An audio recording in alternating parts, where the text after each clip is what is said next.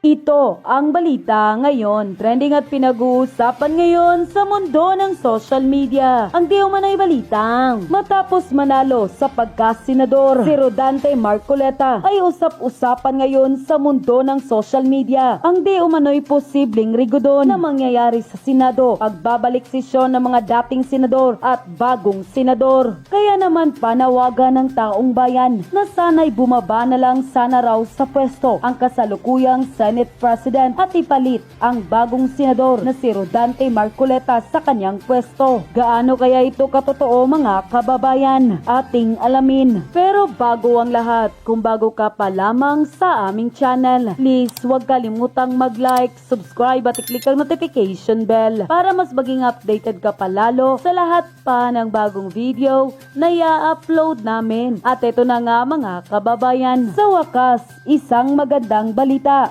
Rodante Marcoleta, isa ng ganap na senador. Minahal at binoto ng buong Pilipinas matapos pagtulungan ng mga kapwa niya kongresista at tanggalin sa kanyang mga komite sa Kongreso. Sa wakas, nagwagi na ang inapi at posible di umanong maging susunod na Senate President ng Senado. Ayon pa sa patanong na online post ni Optic Politics sa kanyang official FB page, magkakaroon ng bagong Senate President. Sino? Na tila sinagot agad naman ito ng marami sa ating mga kababayan. At ayon pa sa kanila, mas mabuti na magrigodo na sa Senado at sana'y palitan na lamang kasalukuyang Senate President at ang dapat ipalit ay si Rodante Marcoleta dahil matapang at walang kinikilingan. Doon lang sa tama at binabatikos ang lahat ng mga buhayang politiko na kahit na inapi at kinuna ng pwesto ng mga kasama sa Kongreso ay matapang na nanindigan pa rin sa tama at hindi nagpapasindak. Kaya panawagan naming taong bayan, karapat dapat siyang ilagay sa mataas na pwesto sa Senado. Mga posibleng favor kay Marcoleta to become Senate President: Bato, Bongo, Aimee, Camille, Mark Villar, Tia and Alan Cayetano, Ligarda Villanueva, Mig Subiri at Bam Aquino. May vote for Marcoleta, abogado matalino. Okay naman si Senator Bongo, kaso mahinahon magsalita. Bagay dyan si Sir Marcoleta para yang nasa Senado, madagdagan ang memory nila na tuyo na. Palitan si Quezon, ang papalit ay ang matalinong senatorial candidate na si Kong Dante Marcoleta. Magaling sa batas, may tapang at paninindigan, hindi pumapanig sa mali. End quote. Matapang na pinatunayan naman ito at nagbigay ng opinyon ng batikang journalist at solid DDS na si Jay Sonsa sa kanyang FB account. Ayon pa sa kanya, "Hello batasan, you have a problem." Para kay Martin Romualdez at sa kanyang mga asong congressman, "Look what you have done for being brazenly arrogant. You just made a small fry party list representative, a giant national political figure, and a political hero."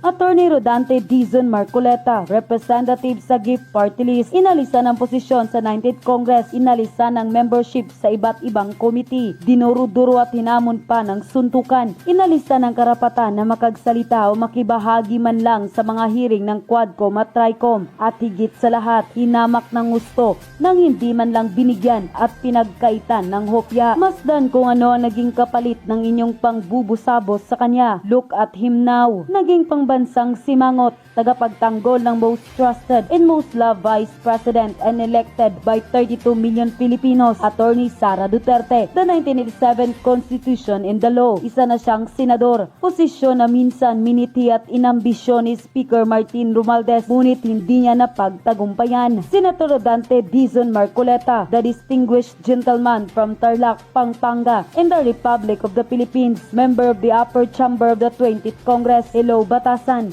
you have a problem. End quote. O ito, pakinggan natin itong formal na pagsisimula ng opening rights dyan sa impeachment ni VP. Ngayong hapon po ay formal lang nagbosyon ang Senate minority sa plenaryo para simulan na agad ang opening rights ng impeachment trial ni Vice President Sara Duterte. Pero bago po yan ay nanindigan si Senate President Chis Escudero na hindi siya makikinig sa mga anyay gustong madaliin ang impeachment trial ni Vice President Duterte.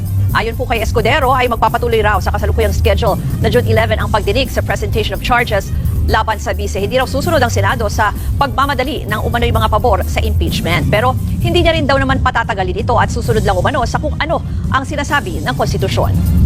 Hindi ko gusto si VP Sara, pero hindi ko rin... Grabe ka naman. Grabe naman doon sa hindi mo gusto si VP Sara. Makala mo naman gusto ka niya. O, tinan mo naman yung mukha mo, sir. O, parang ano yan ng pachinko ball. Parang gulungan ng mga pachinko ball yan, yung pagmumukha mo puro butas. Tapos kung makapag ano ka na hindi mo gusto si BP Sara, tanongin mo muna si BP Sara kung gusto ka. Tsaka-tsaka mo, sir. Oh, grabe ka naman, hindi mo gusto si BP Sara. Hindi rin ako galit sa kanya.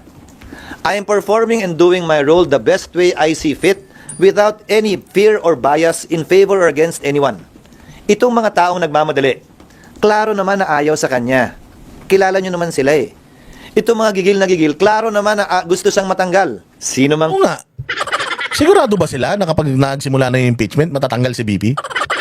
Di ba hindi naman? Oo. pabor o kontra kay VP Sara. Sino mang pabor o kontra sa impeachment, may posisyon na sila. Hindi ako magpapadala sa kanila. Yan pong narinig nyo ay pahayag ni Senate President Cheese Escudero, pero yan po ay bago itong nakikita nyo na live na kuha mula dyan po sa Senado kung saan ngang formal na hiniling ng minority dyan na simulan na itong impeachment proceedings para kay Vice President Sara Duterte. Ang sinasabi po kanina ni Senator Ontiveros ay hindi naman daw po tatagal ng 1 oras kung masimulan yung opening rights. Pwede daw pong mag-oath na muna si Cheese Escudero bilang presiding judge at silang mga senador ay mag-oath bilang senator judges. Ganon din yung formal na ipresenta nga itong articles of impeachment na ipinadala pa ng Kamara noon mula pa noong Pebrero.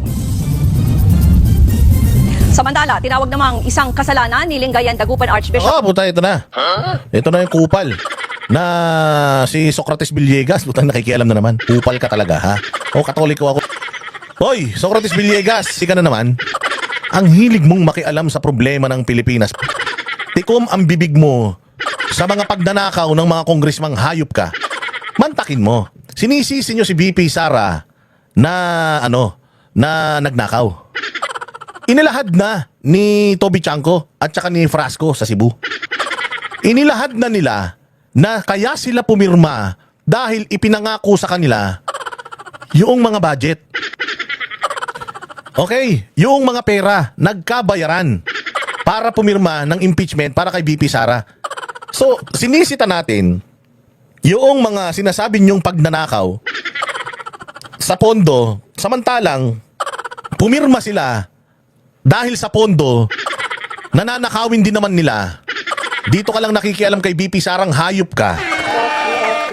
Tangina nyo, bakit hindi na lang kayo magbinyag? Wala naman kaming pakialam sa trabaho nyo. Magbinyag kang kupal ka. Lahat ng tao, bata dyan sa paligid mo, binyagan mong ulul ka. O kung gusto mo, magkasal ka. Lahat, kahit hindi nagmamahalan, ikasal mong hayop ka. Wala kaming pakialam sa ginagawa nyo sa simbahan. Wala kaming paki sa mga kahayupang ginagawa nyo sa likod ng altar, ha? Wala kaming pakialam doon. Wag lang kayong nakikialam sa mga bagay na labas na sa bukasyon nyo. Okay? Labas sa bukasyon nyo, itong pakikialam dito, lalong-lalo na kung putang inapuros kayo mga bayas. Pagka mga Duterte lang, dun lang. Tikom ang bibig ninyo sa mga Marcos. 5,500 flood control project, 1.4 billion per day, putang ina ninyo, mas malaki yan. Bakit hindi kayo nag-iingay tungkol dyan? Binabaha ang mga Pilipino. Yung mga Katolikong nagsisimba sa inyo, mga hype kayo. Kahit wala naman natututunan sa inyo tungkol sa salita ng Diyos, pero kayo politika. Na dapat puro salita lang ng Diyos ang nyo, ang pinakapakalat nyo, puro kayo mga propagandistang mga hayop kayo. Imbis na magpakain kayo ng mga mahihirap, ang laki-laki ng pera ng CBCP na ini-invest dyan sa BPI. Putan yun, dami nyo ng pera. Lahat kayo, puros lang naman din kayo tanggap ng pera. Mula sa mga miyembro ng simbahan ng Katoliko, kasama na ako dyan. Wala naman kayo nagagawa. Mga hayop kayo. Imbis na tulungan nyo yung mga Pilipino, putang ina, nakikialam kayo sa politika. Wala kayong ganap dito sa impeachment, mga hayop kayo. Ang dami rapist na pare. Yan ang tupagin nyo. Tanginan nyo yung mga nangyayaring kabulastugan dyan sa simbahan nyo, yan ang tutukan nyo. Okay lang sa akin kung lahat pinakikialaman nyo. Noon, galit na galit kayo sa mga Marcos. Di ba? Never again. Lahat kayo nakikipag-rally pa. Putang ina ngayon. Nakita nyo kung gaano kahayop itong gobyerno ni Marcos, tapos Duterte pa rin ang galit na galit kayo. Tayo na matagal nang wala si Duterte sa gobyerno. Galit na galit pa rin kayo kay Duterte. O isip mo, may mga bago ng problema ngayon. Kasinungalingan, pagnanakaw. O ayan, si Martin Romualdez may kaso sa Amerika, bribery. At hindi nyo kino-call out yan. Yung pagtaas ng kuryente, pagdami ng may hirap, walang trabaho. Yung pambubudol sa bigas, ang taas na ng crime rate, ang daming drugs. Ayun na, balita ko, may nahuli pang droga sa Argentina. Argentina ba yun? O basta somewhere in Latin America ba yan? Oo, na parang may mga crew na mga Pilipino na hinold dahil tunilada, kilo-kilong cocaine ang nahuli.